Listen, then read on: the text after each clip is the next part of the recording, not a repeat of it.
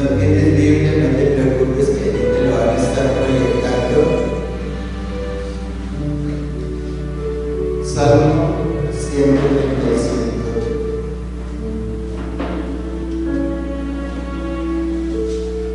Amén. Dice la santa palabra del Señor: alabad el nombre de Jehová, alabadle, siervos de Jehová, los que estáis en la casa de Jehová, en los atrios de la casa de nuestro Dios. Alabad a Jehová, porque Él es bueno. Cantad salmos a su nombre, porque Él es benigno. Porque Jehová ha escogido a Jacob para sí, a Israel por posesión suya. Porque yo sé que Jehová es grande, y el Señor nuestro mayor que todos los dioses. Todo lo que Jehová quiere, lo hace.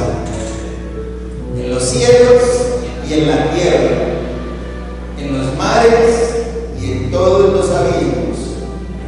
Hace subir las nubes de los extremos de la tierra. Hace los relámpagos para la lluvia.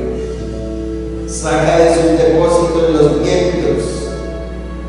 Él es quien hizo morir a los primogénitos de Egipto, desde el hombre hasta la bestia. Envió señales y prodigios en medio de ti, oh Egipto, contra Faraón y contra todos sus siervos. Destruyó a muchas naciones y mató a reyes poderosos, a Sejón, rey amorreo, a Og, rey de Basán, y a todos los reyes de Canaán, y dio la tierra de ellos en heredad a Israel su pueblo. Oh Jehová, eterno es tu nombre, tu memoria, oh Jehová, de generación en generación. Porque Jehová juzgará a su pueblo y se compadecerá de sus siervos. Los ídolos de las naciones son plata y oro, obra de manos de hombres. Tienen boca y no hablan, tienen ojos y no ven, tienen orejas y no oyen, tampoco hay aliento en sus bocas. Semejantes a ellos son los que los hacen y todos los que en ellos confían. Casa de Israel, bendecida Jehová. Casa de Aarón, bendecida Jehová. Casa de Leví, bendecida Jehová. Los que tenéis a Jehová, bendecid a Jehová. Desde Sion sea bendecido Jehová, y el pueblo en Jerusalén. Aleluya. Aleluya. Gloria a nuestro Rey. Me gusta este eslogan porque le habla al pueblo de Dios. Cuando nosotros buscamos al Señor de todo corazón, nos estamos identificando con el pueblo de Israel, el pueblo que el Señor ama por encima de todos los pueblos. Hoy para nosotros es un privilegio estar en la casa de Dios. Para nosotros es un gozo venir a buscar al Dios vivo, al Dios real. Muchos estarán buscando hoy los ídolos que tienen oídos y no oyen, que tienen ojos y no ven, que tienen nariz y no huelen. Y muchos templos hoy están a reventar, pero buscando los ídolos. Nosotros estamos buscando a ese Dios todopoderoso, de todo corazón.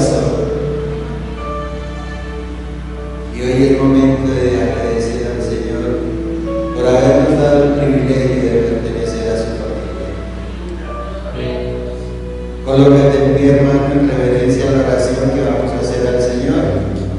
Y vamos a dar entrada al tiempo de enseñanza, al tiempo de la palabra. Oro al Señor para que nos hable esta mañana. Estoy seguro que tiene el consejo que nosotros individualmente necesitamos hoy. Bendito Señor, henos aquí, Padre, buscándote primeramente a ti, Señor, buscando tu santísima presencia. Perdónanos, Señor de la gloria, si un día estuvimos equivocados allá, Señor, buscando esos ídolos mudos, ídolos ciegos, pero hoy te agradecemos, bendito Dios, por haber abierto nuestros ojos. Conocimos la verdad, Señor, y la verdad nos dio libertad. Y por eso, Señor bendito, hoy venimos a buscarte de todo corazón. Cada uno de nosotros, Señor, viene con algún inconveniente, con alguna duda, buscando de ti una palabra de consuelo, Señor. Y yo estoy seguro, Padre de la gloria, que tú conoces cada vida, cada corazón en este lugar, y le vas a dar a cada uno de acuerdo a su necesidad. Bendito Señor, te agradecemos porque tu presencia es real en esta casa, Señor, porque la presencia de tu Santo Espíritu se puede percibir en esta casa, Señor, porque podemos, Señor bendito, gozarnos, tener el privilegio de levantar nuestras manos al Rey de Reyes, Señor de señores, al único, sabio y poderoso de Dios. Padre, gracias, Señor bendito. Gracias, Señor de la gloria, por esta casa. Gracias por este templo, Señor de la gloria, donde podemos exaltarte, donde podemos tener la libertad de adorarte, Señor. Donde podemos expresarte desde lo más profundo de nuestro corazón cuánto te amamos, Señor, y cuánto te necesitamos. Y qué difícil sería la vida sin ti, Señor. Qué triste, Señor bendito, sería una vida sin ti, Padre. Felices los que te buscan, Señor, dichosos aquellos que entran por tus atrios con alegría, con acción de gracias, Señor. Y tú tienes el consuelo para cada uno de nosotros, Señor. Padre, te exaltamos, te adoramos, Señor bendito. Ponemos la vida de nuestro pastor en tus manos, Señor, y clamamos a tu Santo Espíritu para que sea Él tomando el control de la enseñanza esta mañana. Háblanos, Señor, te lo rogamos. Háblanos, necesitamos tu palabra, Señor. Necesitamos esa palabra que vivifica, esa palabra que anima, esa palabra que consuela. Y tenemos hambre, Señor. Tenemos hambre y sed. Por eso estamos aquí, Señor. Queremos salir, Señor bendito. Esta palabra en nuestro corazón. Gracias, Dios de los cielos. Gracias, Señor.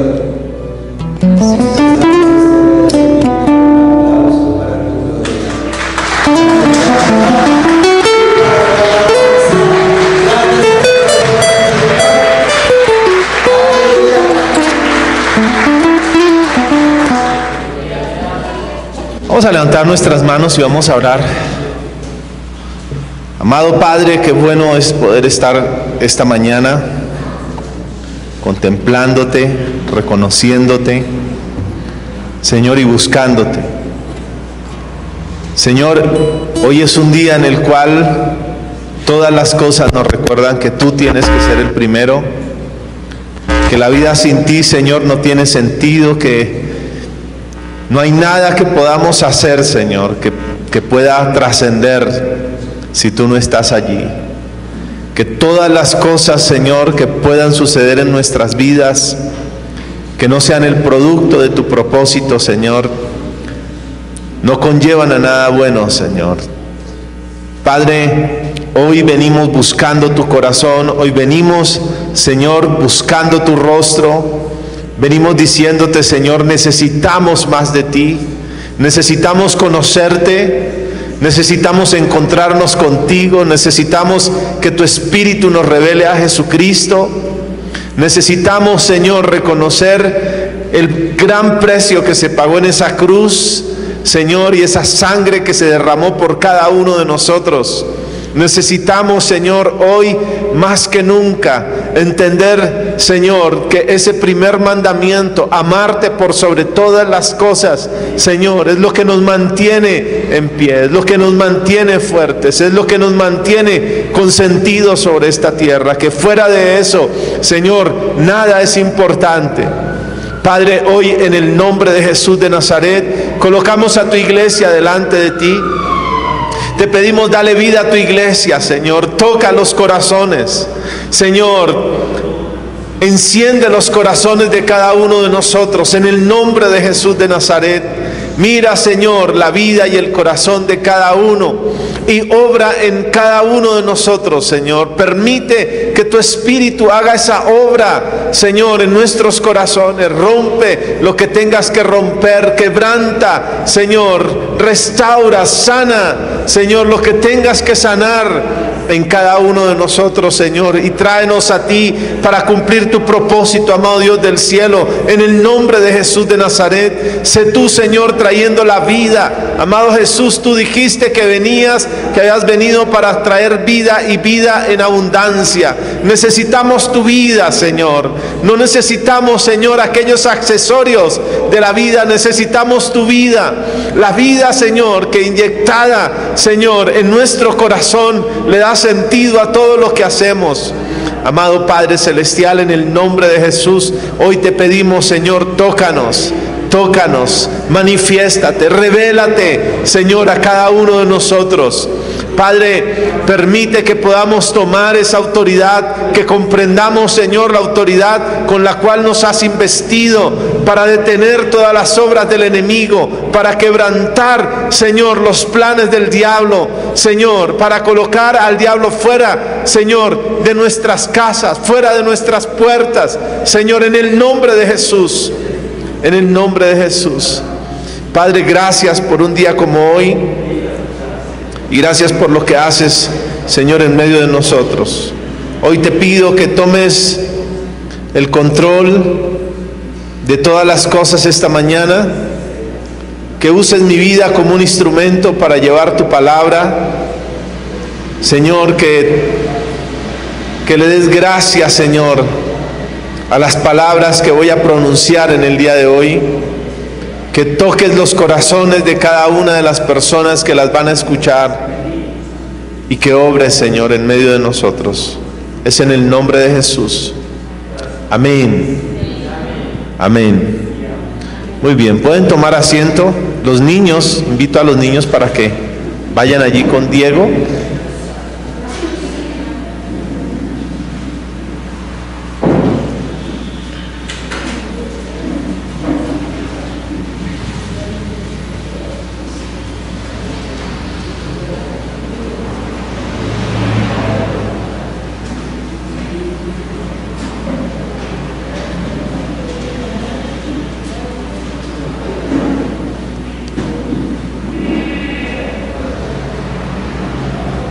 Muy bien, quiero invitarles a esta mañana para que por favor tomen sus Biblias y abran sus Biblias en el libro de Marcos capítulo 3.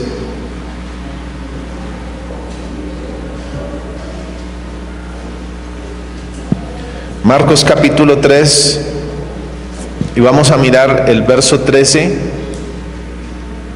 el verso 14 y el verso 15.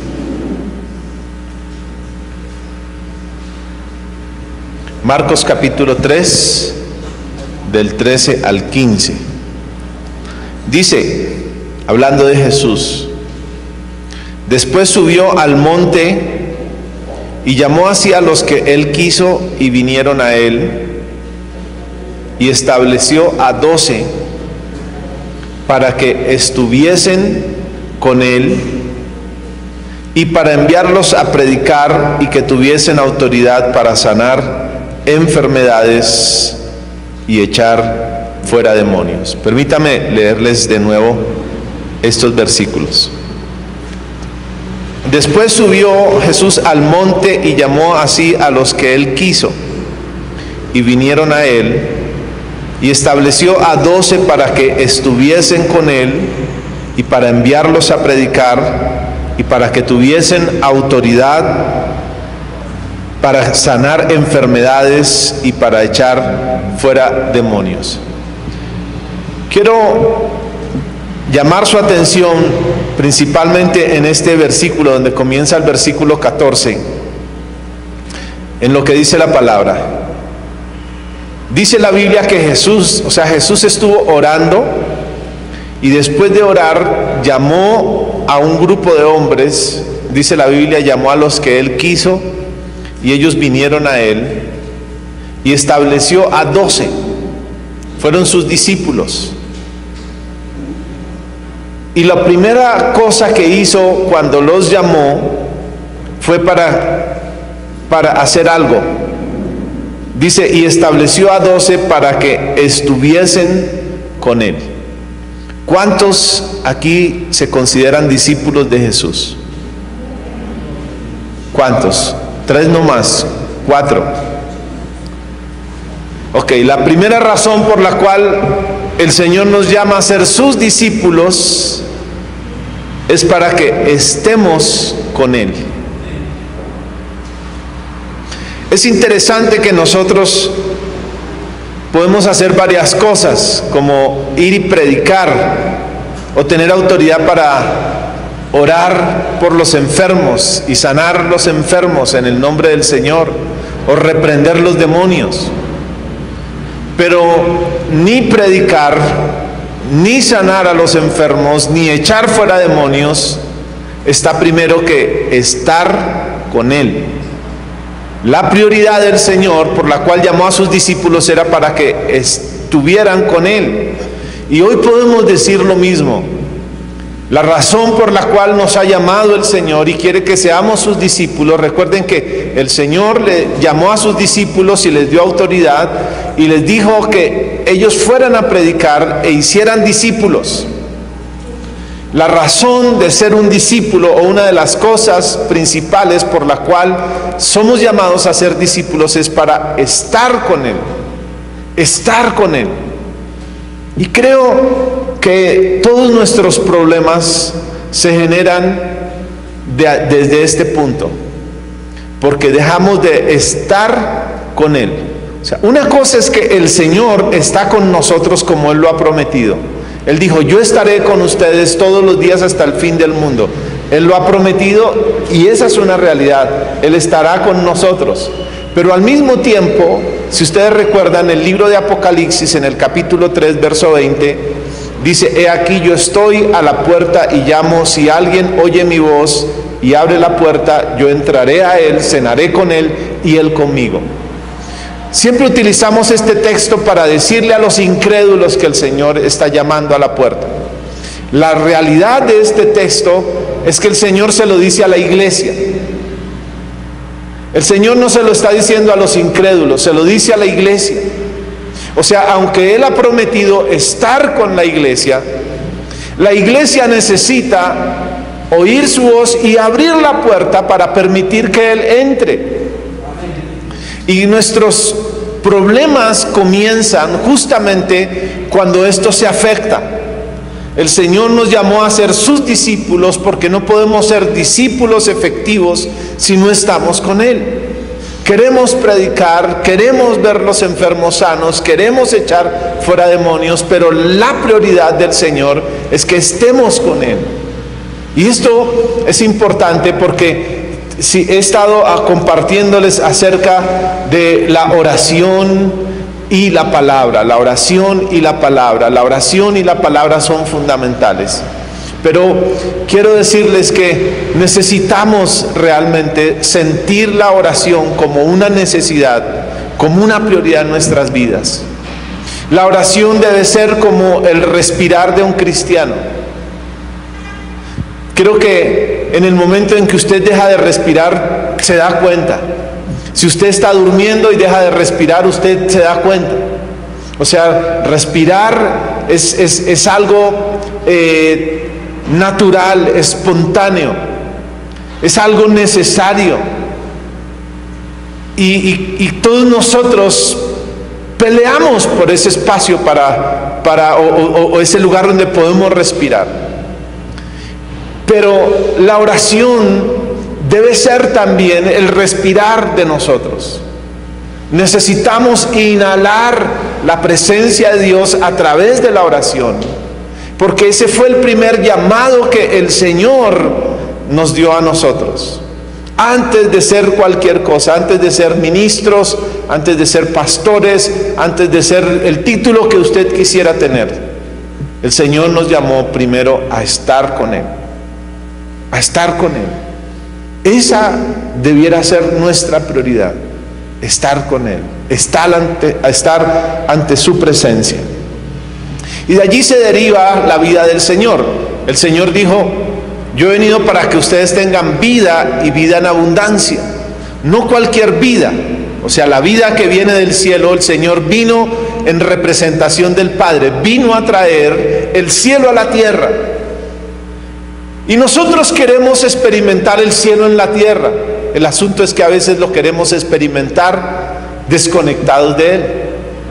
Él ha hecho todo lo necesario para que nosotros tengamos conexión, pero nosotros somos los que no nos conectamos con Él. Creo que una de las cosas que todos nosotros tenemos hoy gracias a la tecnología es la oportunidad de comunicarnos, ¿cierto? Creo que hasta el perro ahora puede tener un celular. Ya hay dispositivos que determinan dónde se encuentra la mascota. Entonces se perdió, ahí lo encuentra, ya va conectado.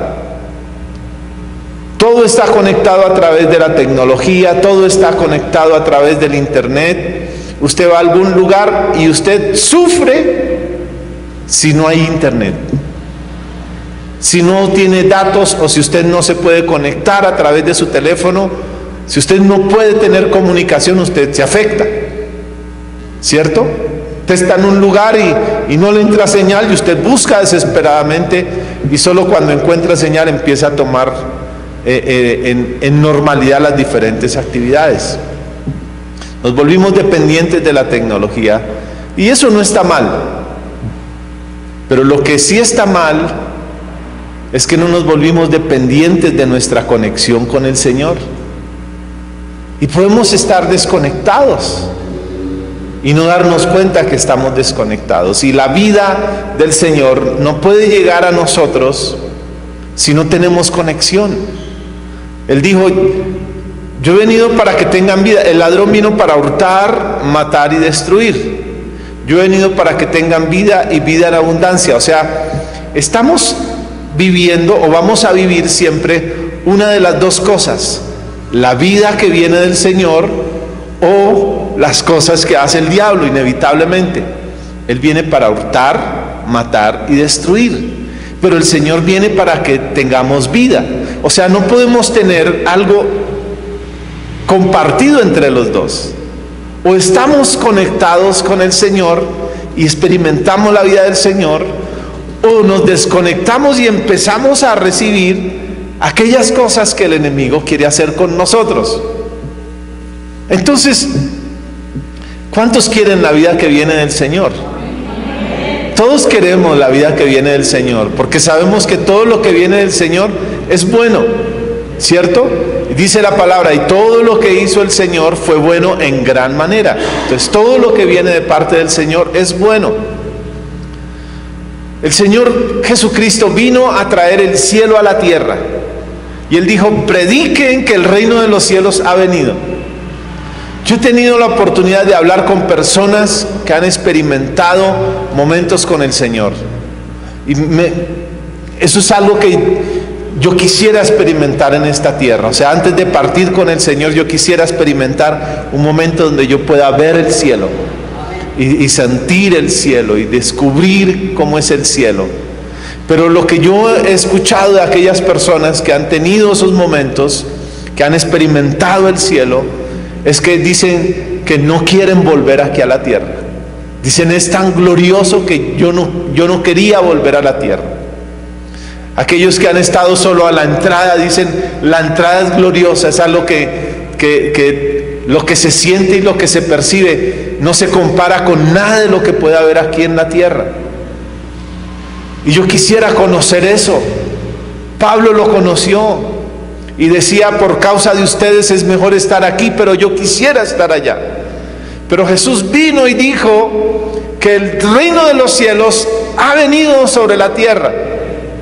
Y todos nosotros quisiéramos experimentar el reino de la tierra, el reino del cielo sobre la tierra, pero no es posible si no está esa conexión. Y el Señor, entonces, aquí es interesante porque en Marcos dice que lo primero que quiso hacer con sus discípulos es que ellos pudieran, o sea, esa era la razón del Señor, que ellos fueran conscientes que el reino de los cielos había venido y que ellos eran llamados a experimentarlo. Por eso el Señor quería que estuvieran con Él. Y quiero decirte esto, si hay algo que el enemigo va a querer hacer en este tiempo es buscar a través de cualquier medio la forma como tú y yo nos desconectemos del Señor. ¿Por qué? Porque Él sabe que está derrotado. A Él no le interesa que tú digas que eres cristiano, no le interesa que tú alabes al Señor, no le interesa que tú leas la Biblia, ni siquiera le interesa que vengas a la iglesia. Pero lo que sí le afecta es que tú tengas una relación con el Señor, que tú ores y que tú mantengas una vida realmente de conexión. Eso sí le afecta, porque cuando tú tienes una conexión, entonces tú te vuelves efectivo para impedir que las cosas que el enemigo quiere hacer puedan surgir efecto. Entonces hay cosas y porciones en la Escritura que empiezan a tener mucho sentido. La Biblia dice que el diablo anda como león rugiente buscando a quien devorar. ¿Y quiénes son los que están vulnerables? Los que no están conectados. Los que no están conectados. O sea, podemos estar todos aquí, pero eso no garantiza que todos estemos conectados.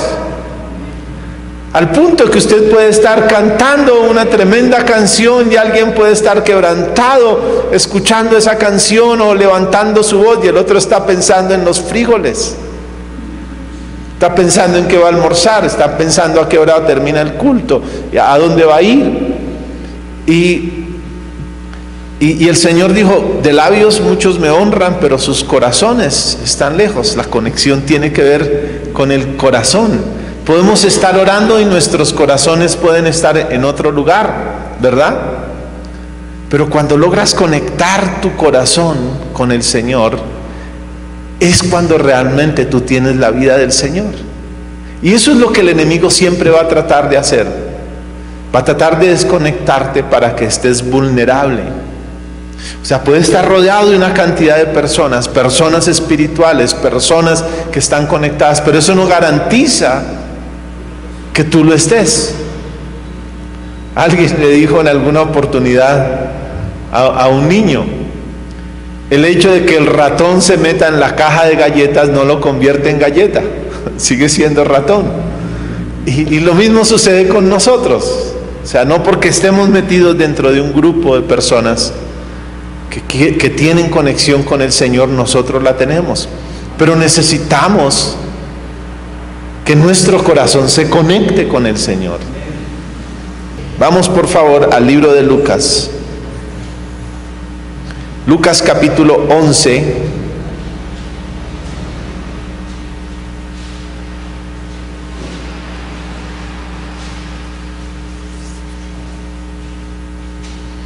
Lucas capítulo 11.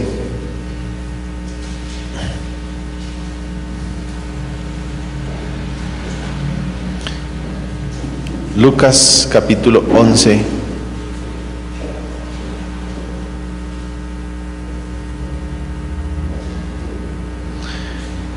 El verso 1, creo que es el verso 1, dice: aconteció que estaba Jesús orando en un lugar. ¿Sí es el verso 1? Sí. Ok, que no anote el versículo, el número del versículo. Aconteció que estaba Jesús orando en un lugar. ¿Estaba qué haciendo Jesús? Orando en un lugar. Y cuando terminó, uno de sus discípulos le dijo: Señor, enséñanos a orar, como también Juan enseñó a sus discípulos. Y quiero que usted se dé cuenta de algo. Los discípulos caminaban con Jesús, y una de las cosas que Jesús hizo con sus discípulos no fue solo decirles lo que tenían que hacer, sino que Jesús mismo hacía lo que tenía que hacer. Qué tremendo es este método didáctico del Señor para llamar la atención de sus discípulos, para que ellos hicieran lo que era importante. Porque a veces es fácil decirle a alguien: ve y haz, ¿cierto? Ve y haz, tómate la sopa, porque eso es bueno para ti. ¿Y tú por qué no te la tomas? No, es que tú la necesitas, yo no.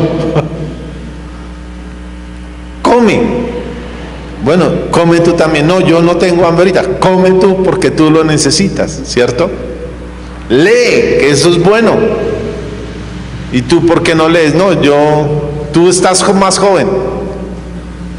Pero Jesús, es interesante que Jesús enseñaba muchas cosas desde su ejemplo. Y Jesús no necesitaba decirle a sus discípulos qué iba a hacer. Ellos podían ver lo que Jesús hacía. Ellos dormían con Él y ellos se daban cuenta. O sea, Jesús no estaba colocando el despertador para llamar la atención de ellos ni hacer ruido, sino que Jesús se levantaba y se iba a orar. Y ellos empezaban a darse cuenta que Jesús se levantaba más temprano.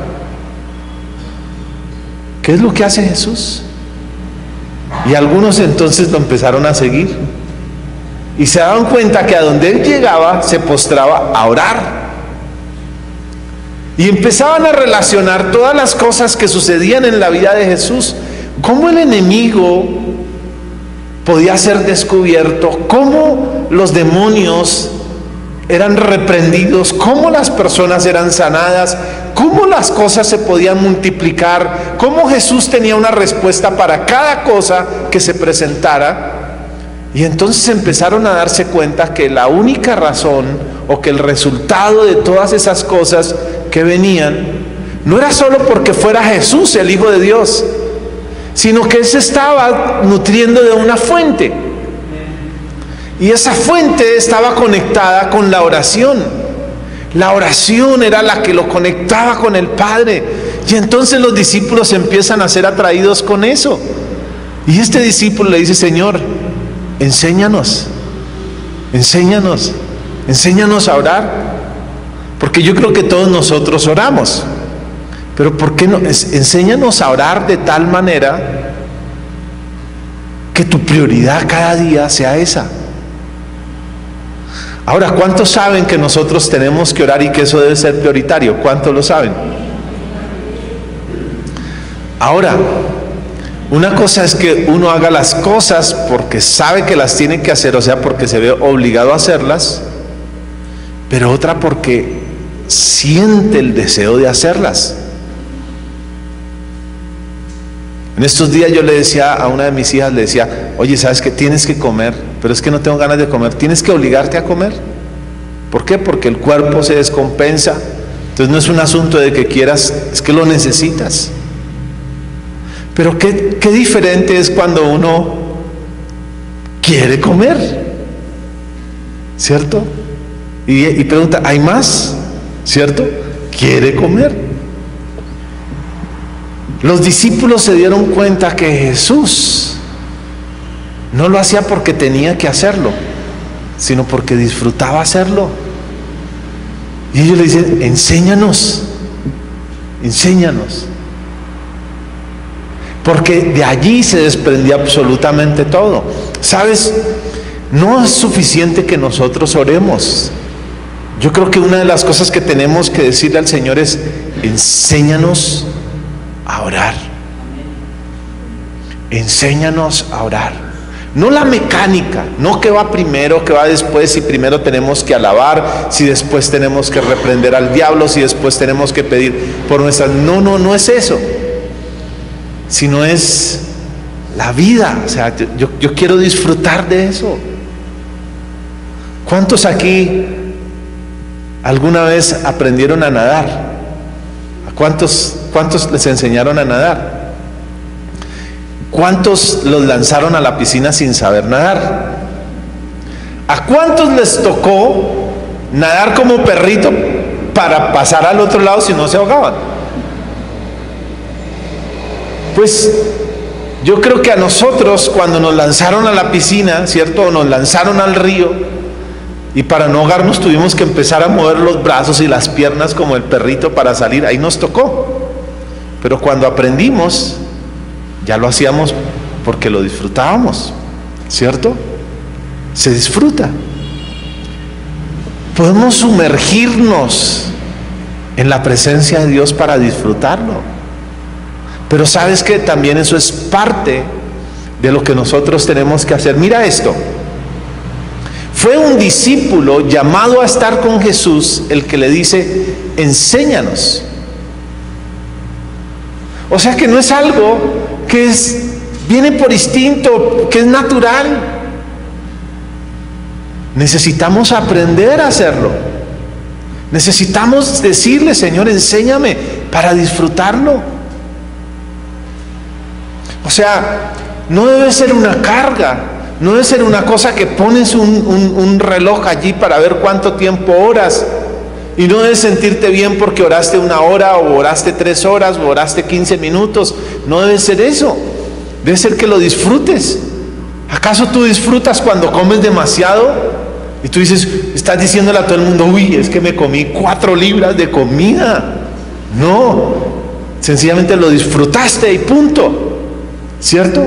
Si es poquito, lo disfrutaste y punto. Si es mucho, lo disfrutaste. La oración debe ser igual, que lo disfrutes, porque es tu tiempo de intimidad, pero necesitamos aprender a hacerlo. Necesitamos aprender a hacerlo. Marcos capítulo 1.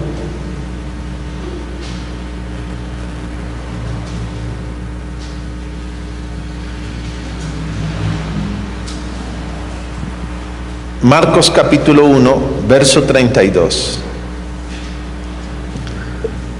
Cuando llegó la noche, luego que el sol se puso, le trajeron todos los que tenían enfermedades y a los endemoniados, y toda la ciudad se agolpó a la puerta.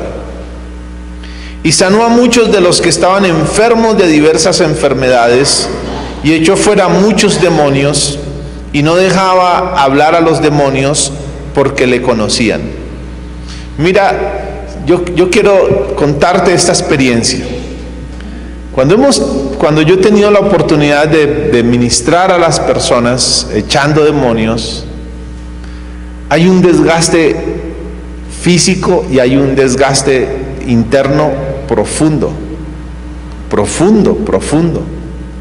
Realmente el cuerpo queda sin fuerzas. Y eso es algo tan tremendo que, aún teniendo hambre, el cansancio que se siente, uno quisiera primero dormir que comer, por el estado del cansancio, con el desgaste que uno tiene cuando uno está enfrentando demonios. Y creo que Jesús está en un cuerpo físico, o sea, Él no está en un cuerpo glorioso, está en un cuerpo común y corriente. Y dice que les trajeron cantidad de gente, o sea, fue algo extenuante. ¿Qué haría yo en el lugar de Jesús? Oye, ¿sabes qué? Todo lo que haya para mañana, suspéndanlo. No.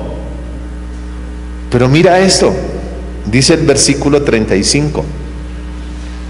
Levantándose muy de mañana, siendo aún muy oscuro, salió y se fue a un lugar desierto, y allí oraba.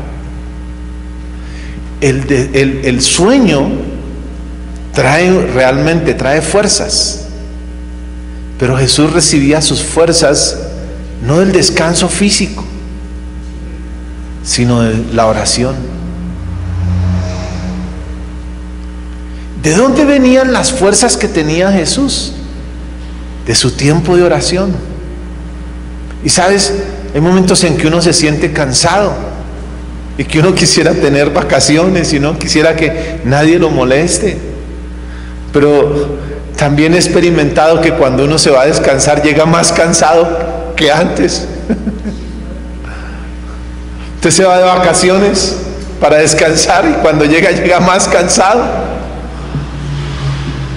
Pero Jesús recuperaba sus fuerzas levantándose muy de mañana y estando en oración.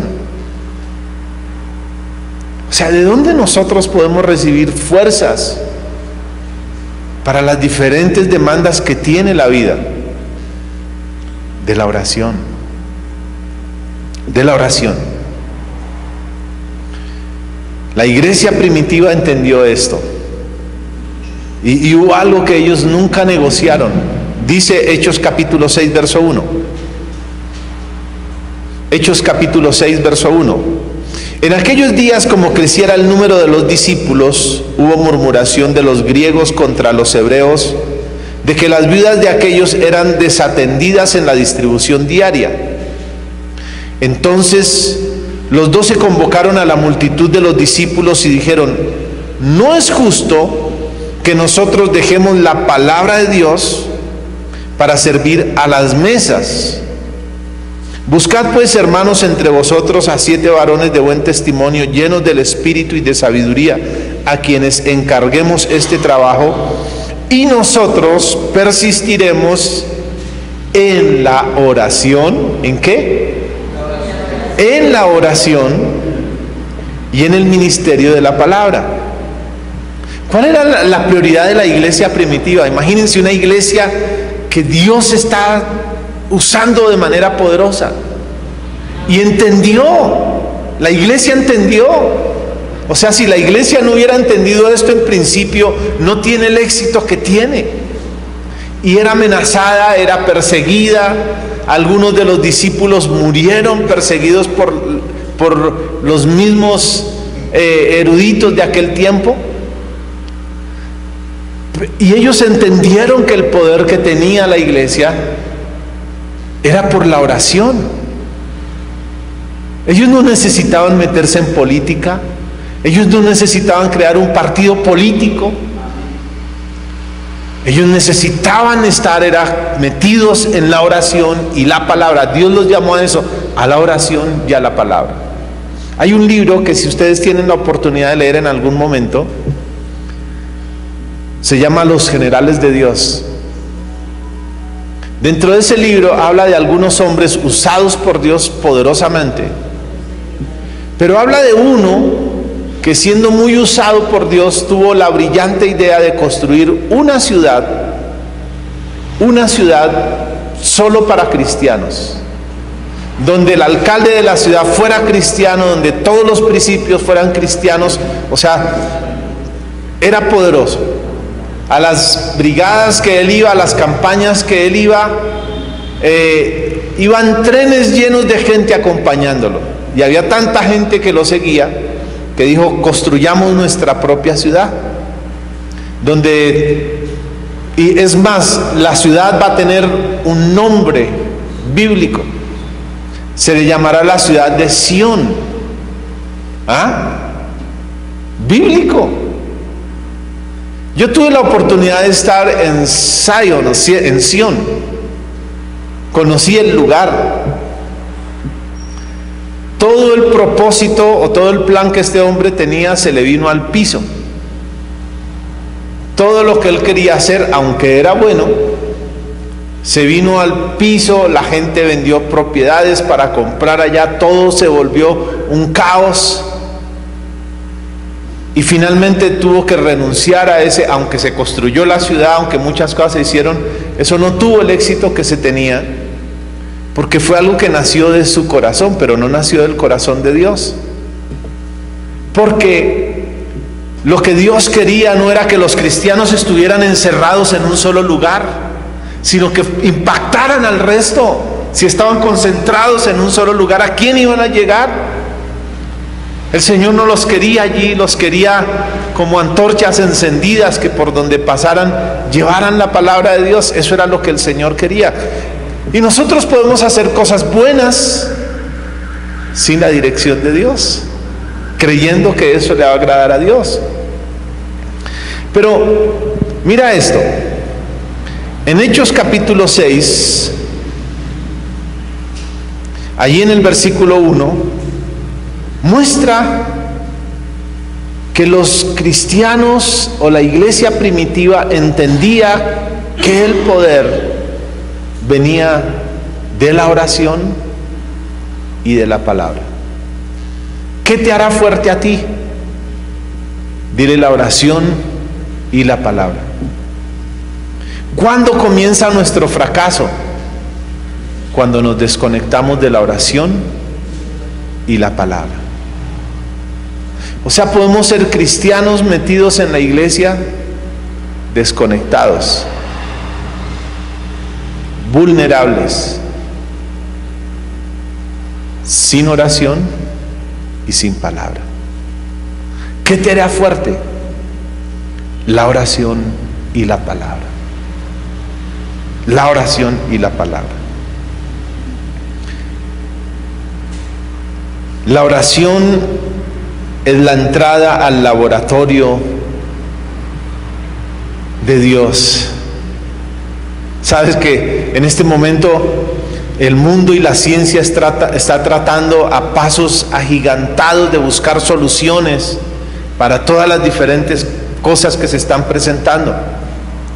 Y hay una carrera, y muchos científicos están metidos en su laboratorio, no quieren que ningún tipo de información salga de allí, están concentrando toda su atención, están desarrollando ciertas respuestas porque el mundo necesita soluciones.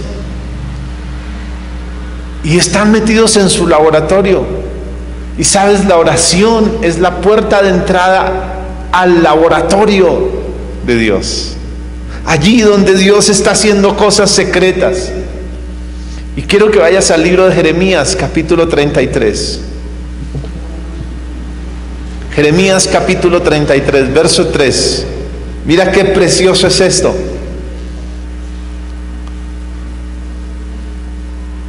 Esta porción de la escritura fue escrita o fue dicha en un momento difícil en la vida del profeta Jeremías. Al profeta Jeremías lo persiguieron no por malo, sino por bueno. No por malas amistades, sino porque por el contrario era un hombre temeroso de Dios. Era un hombre que hablaba la palabra de Dios, decía la verdad, y eso lo metía en problemas. Llegó el punto en que lo metieron en un pozo séptico. El cuello, la cabeza la tenía por fuera y todo su cuerpo, ese olor nauseabundo y todo. ¿Y por qué yo estoy aquí metido? Pensó incluso en ponerse a hacer otra cosa. Y estando metido en esa situación, clama al Señor, y lo que el Señor le dice es: clama a mí y yo te responderé y te enseñaré cosas grandes y ocultas que tú no conoces. Grandes y ocultas que tú no conoces. O sea, detrás de todo lo que tú y yo estamos percibiendo, hay algo que el Señor está haciendo. El Señor nunca se queda quieto.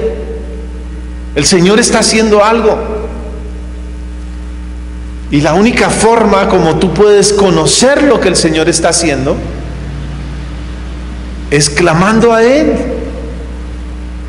Alguien puede ser sorprendido porque se quedó sin empleo y es desesperante. ¿Cómo voy a llevar provisión a mi casa? ¿Cómo voy a pagar el arriendo? ¿Cómo voy a pagar los servicios? ¿Cómo voy a pagar el estudio de mis hijos? ¿Cómo voy a hacer? Clama a mí y yo te responderé y te enseñaré cosas grandes y ocultas que tú no conoces. Señor, este trabajo ya no volvió a funcionar, ¿qué voy a hacer? Clama a mí y te enseñaré cosas grandes y ocultas que tú no conoces. Señor, no sé qué hacer. Todo el mundo está haciendo lo mismo. Clama a mí y te enseñaré cosas grandes y ocultas que tú no conoces. Señor, mira la edad, ¿quién me contrata? ¿Qué me voy a poner a hacer? Clama a mí y te enseñaré cosas grandes y ocultas que tú no conoces. Señor, ¿a dónde voy? Todas las puertas están cerradas. Clama a mí y te enseñaré cosas grandes y ocultas que tú no conoces. ¿Sabes qué me llama la atención? Que a lo largo del tiempo, cuando uno cree que todas las canciones se las han inventado, alguien sale con una canción nueva. ¿Sí o no? Hasta en las alabanzas, la música cristiana, uno dice, oiga, ya se han inventado canciones para todo. Hasta para las parejas también hay canciones cristianas. Le cantan a la muerte, le cantan a la vida, le cantan a la iglesia, canciones hasta para el pastor, de todo. O sea, ya se han inventado de todo. Pero aún así siguen inventando cosas nuevas, canciones nuevas, se siguen escribiendo libros nuevos. ¿Qué más puedo ponerme a hacer? Comidas nuevas, helados nuevos, postres nuevos. ¿Qué más te vas a poner a hacer? Clama a mí y yo te enseñaré cosas grandes y ocultas que tú no conoces. Qué bueno que de este versículo se agarrara nuestro presidente, nuestros alcaldes. ¿Qué hacemos con una ciudad llena de caos, con delincuencia, con esto? Y el Señor les diría, clama a mí y yo les enseñaré cosas grandes y ocultas que tú no conoces. Alguien podría decir, ¿qué puedo hacer con mi hogar? ¿Qué puedo hacer con mi matrimonio? ¿Qué puedo hacer con mis hijos? Clama a mí y te enseñaré cosas grandes y ocultas que tú no conoces. ¿Dónde está la respuesta entonces? En el clamor. Ahora, fíjate que dice no solo orar, sino dice clamar. Y este clamar, a diferencia de orar, conlleva a un esfuerzo mayor, a una agonía. Cuando tú clamas, cuando estás a punto de caerte a un abismo y necesitas que alguien te extienda la mano, ¡ayúdame! ¡Auxilio! ¿Cierto? O sea, es algo que va más allá. Señor, gracias. Tú sabes que todo lo puedes, Señor. Aleluya. No, esto es algo que sale del corazón. Y dice, allí yo te enseñaré cosas grandes y ocultas que tú no conoces. O sea, como que en la oración tú puedes llegar hasta donde tú quieras. Pero si quieres llegar a los secretos máximos y profundos del Señor, clama. Si quieres llegar a donde otros no han llegado y tener respuestas que otros no han tenido, clama. Clama, hazlo con agonía, hazlo como si fuera la única solución. Clama. ¿Y qué va a pasar? Y el Señor te dice, y yo te enseñaré cosas grandes y ocultas que tú no conoces. ¿Cuándo? Cuando clames. Hechos capítulo 12. Hechos capítulo 12, desde desde el versículo 5. Les dije que la iglesia primitiva entendió el poder de la oración, ¿verdad? Mira lo que dice: así que Pedro estaba custodiado en la cárcel, pero la iglesia hacía sin cesar oración a Dios por él. Yo pienso en todas las manifestaciones en las que participa la iglesia cuando están saliendo algún proyecto de ley o alguna cosa. La iglesia marcha, la iglesia va a la Plaza de Bolívar, la iglesia se pronuncia, ¿cierto? Y aquí la iglesia no hizo ninguna manifestación diciendo: exigimos que suelten a Pedro. La iglesia hizo algo: oró sin cesar. ¡Wow! ¡Qué poder! Si las multitudes tienen un poder de mover la voluntad de los políticos, porque cuando los políticos ven la cantidad de gente dicen: no, pues es que son cantidad, hay que hacerlo porque son multitud. Pero ellos entendieron que su poder estaba porque podían tocar el corazón de Dios y oraron sin cesar. Sí, o sea, no había nada que los detuviera. No, y esto yo lo repito siempre, ellos no oraban para ver qué pasaba. Ellos oraban era para que pasaran las cosas. Y esa es una gran diferencia. No orar por si pasa, orar para que pase.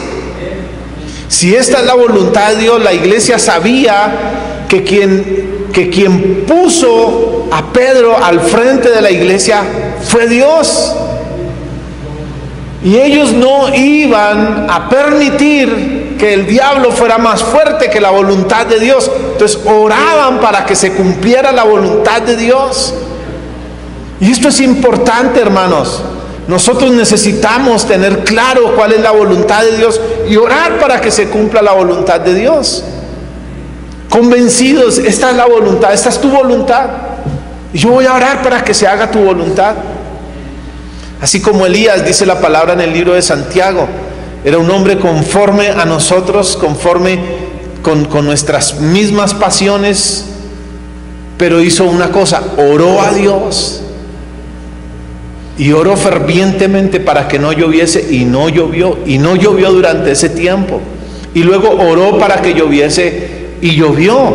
Pero la oración de Elías tenía que ver que él conocía cuál era la voluntad de Dios y sabía que si el pueblo se iba en pos de otros dioses, el cielo se cerraría, no enviaría lluvia.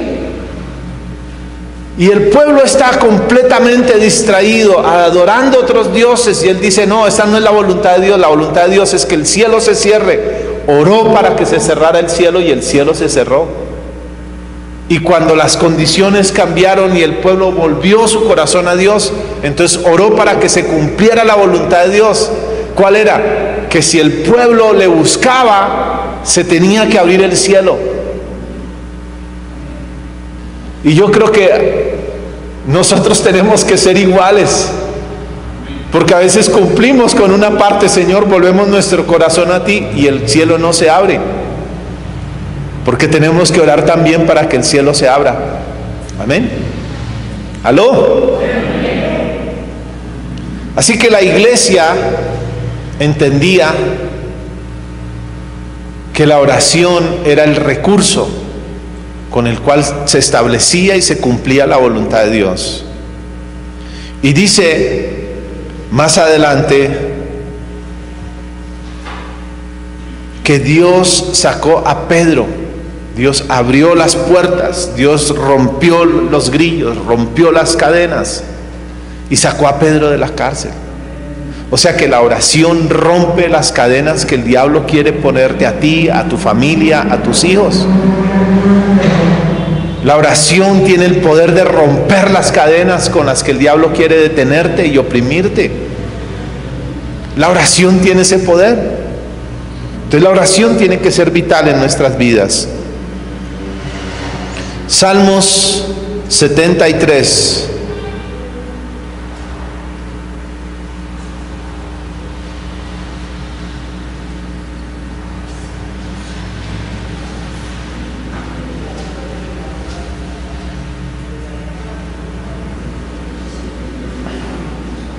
Salmo 73, verso 17. Mira, esto es importante. Todos tenemos una percepción de una situación. O sea, hay una situación que cuando a ti te las ponen, tu percepción siempre va a ser diferente desde tu punto de vista. Todos vamos a juzgar las cosas desde lo que nosotros hemos vivido o desde lo que nosotros hemos sentido, ¿cierto? Todos. Ejemplo, tú puedes ir a un restaurante, pedir que te sirvan una sopa y molestarte porque la sopa está fría. Pero si tú estás sentado con alguien, tal vez la otra persona que está sentado contigo dice, la verdad no está tan fría y a mí me gusta como está. Mientras que al otro le molesta que esté tibia, al otro le gusta que esté tibia. Pero es la misma sopa. Y si hay una tercera persona, de pronto esa persona se queda mirando al mesero y dice, ¿sabes qué? El problema es que hay mucha gente en este restaurante. Pobrecito ese mesero, solo él está atendiendo a toda esta gente. Y si le decimos que traiga una sopa caliente, oye, es más trabajo para él, yo me la puedo tomar fría.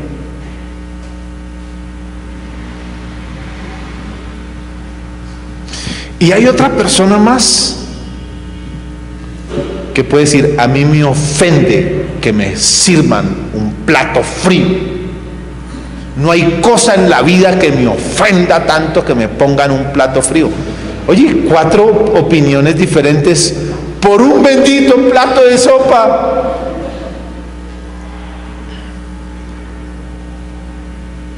Entonces, ante todas las cosas que nosotros vivimos, tenemos una percepción diferente. Todos. Pero cuando tenemos la percepción de Dios, tenemos paz. Y somos sanados cuando tenemos la percepción de Dios. Y mira esto. En el Salmo capítulo 73, verso 17, dice el salmista, este es Asaf, no todos los salmos los escribió David, algunos los escribió David, otros los escribió Asaf, otros los escribieron otros salmistas, unos sacerdotes. Pero Asaf, siendo un sacerdote, un hombre que tiene temor de Dios, inspirado por Dios, escribe también esto: hasta que entrando en el santuario de Dios, comprendí el fin de ellos. ¿Qué fue lo que le dio comprensión? Ahora, ¿qué era lo que él defendía? ¿Qué era lo que lo ponía en él? O sea, ¿cuál era la situación? Dice el verso 2, en cuanto a mí, casi se deslizaron mis pies, por poco resbalaron mis pasos. O sea, estuvo a punto de darle la espalda al Señor. ¿Por qué razón? Porque tuve envidia de los arrogantes, viendo la prosperidad de los impíos, porque no tienen congojas por su muerte, pues su vigor está entero. No pasan trabajo como los otros mortales, ni son azotados como los demás hombres. Por tanto, la soberbia los corona, se cubren de vestido de violencia, sus ojos les saltan de gordura, logran con creces los antojos de su corazón. O sea, hacen lo que quieren, van a donde quieran, tienen lo que quieren, no les toma esfuerzo. Y yo que soy cristiano, ¿por qué a mí sí? ¿Por qué para mí es tan difícil conseguir trabajo? ¿Por qué es tan difícil para mí que me vaya bien? ¿Por qué es tan difícil para mí tener dinero? ¿Por qué es tan difícil para mí esto? ¿Y por qué para los otros que ni tienen temor de Dios? Oiga, esos ni se enferman, ni les da gripa, van a donde quieren.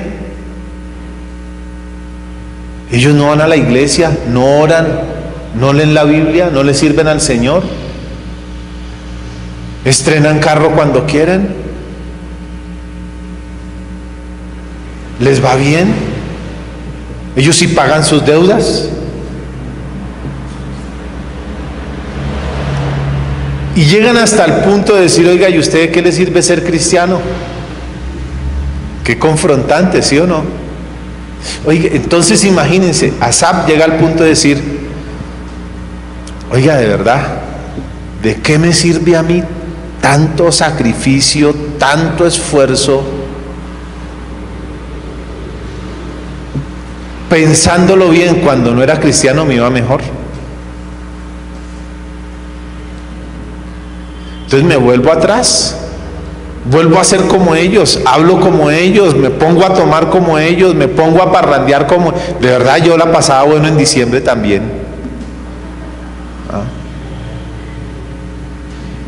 Se puso a pensar en todo eso y dice el verso 17, hasta que entrando en el santuario de Dios comprendí el fin de ellos. O sea, mi percepción pueda que no tenga la claridad de lo que realmente está pasando, pero cuando entro en el secreto de Dios, cuando entro en oración, es cuando mis ojos se abren. O sea, si nosotros como cristianos no tenemos la disposición de buscar en el interior del corazón de Dios, ¿saben qué? Vivimos anhelando lo que el mundo tiene y querer parecernos como el mundo tiene y hasta envidiando lo que el mundo tiene. Pero cuando entramos en el secreto de Dios decimos, hay una diferencia. Y yo sé para dónde voy. Y yo sé para dónde ellos van. Yo entiendo que es que el diablo se opone, porque el diablo sabe quién soy yo. A ellos no se les opone, porque saben quién son ellos. Pero a mí sí. Y lo tengo claro. ¿Dónde consigues esa claridad? En oración. ¿Será que sí es importante que nosotros aprendamos a orar? El propósito de este mensaje en el día de hoy es despertar en cada uno de nosotros como iglesia, no solo una oración colectiva, sino que la oración realmente sea algo necesario para nosotros. Que nosotros podamos decir, yo tengo intimidad con el Señor. El apóstol Pablo en el libro de Efesios, en el capítulo 1 y verso 16, voy a terminar con este pasaje. Dice, no ceso de dar gracias por vosotros, haciendo memoria de vosotros en mis oraciones, para que el Dios de nuestro Señor Jesucristo, el Padre de gloria, os dé espíritu de revelación, espíritu de sabiduría y de revelación en el conocimiento de Él, alumbrando los ojos de vuestro entendimiento, para que sepáis cuál es la esperanza a que Él os ha llamado y cuáles las riquezas de la gloria de su herencia en los santos. El apóstol Pablo entendía algo muy importante. La oración es el punto de conexión donde mis ojos se van a abrir para entender quién es Jesús.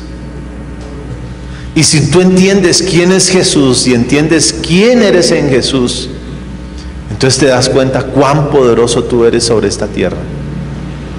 Te das cuenta de cuánta autoridad el Señor te ha entregado. Entiendes cuál es tu propósito sobre esta tierra. Y Pablo amaba a aquellos cristianos que habían nacido de nuevo en Éfeso, pero no estaba orando para que pudieran pagar el arriendo, la universidad, para que pudieran hacer mercado. Pablo entendía que la prioridad en la vida de estos cristianos no era eso, sino era que sus ojos fueran alumbrados. ¿Sabes? Nosotros necesitamos clamarle al Señor también que alumbre nuestro entendimiento. Señor, alumbra mi entendimiento. Alumbra mi entendimiento. Dame revelación y sabiduría en el conocimiento tuyo. Alumbra mi entendimiento, alúmbrame. ¿Por qué? Porque a veces mi entendimiento se nubla. Se nubla. Y yo creo que cuando el entendimiento de uno se nubla,